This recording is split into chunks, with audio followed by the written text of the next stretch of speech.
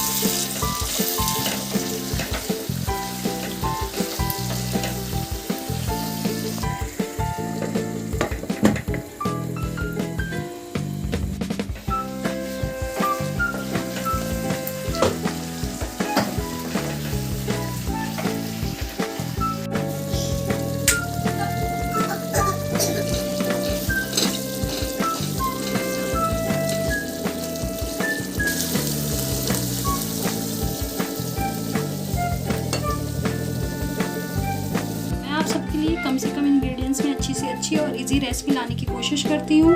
आपको मेरी रेसिपी कैसी लगी प्लीज़ कमेंट्स करके ज़रूर बताएं।